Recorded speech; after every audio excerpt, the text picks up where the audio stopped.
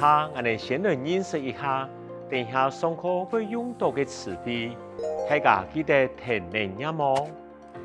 第一个，通知单、通知单、通知单；第二个，身份证、身份证、身份证；第三个，印章、印内、印内；第四个，确定、确定、确定；第五个，记得、记得、記得。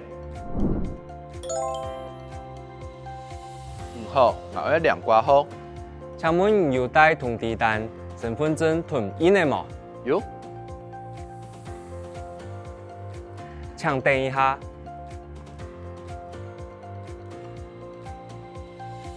也是廿个挂号，请确定一下。冇唔错，多谢。还有乜嘅爱判嘅冇？冇，量挂号听听。提醒身份证同印的要记得拿哦。好，多谢。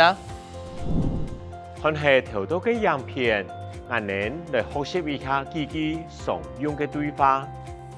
首先，请问有带通知单、身份证同印的吗？请问你有带通知单、身份证与印章吗？请问有带。请问你有带？请问有带？通知单、通知单、通知单；身份证、身份证、身份证；与印章吗？同印的吗？同印的吗？好，整句哦。请问有带通知单、身份证同印的吗？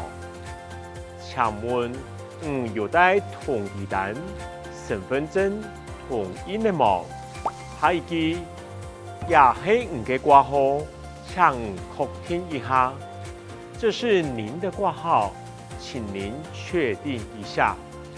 这是也是您的挂号，嘅挂号，嘅挂号。请您确定一下，确定一下，确定一下。好，现在来整句咯。也是嘅挂号，请确定一下。也是嘅挂号，请确定一下。再下来下一句，还有乜嘅要办嘅冇？还有什么要办的吗？哦，这句话很重要哦，在公务单位常常会用到这个句。好听哦，还有什么要办的吗？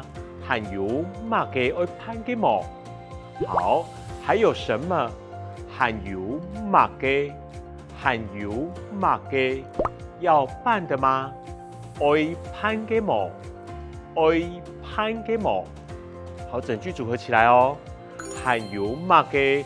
要判嘅冇？还有乜嘅要判嘅冇？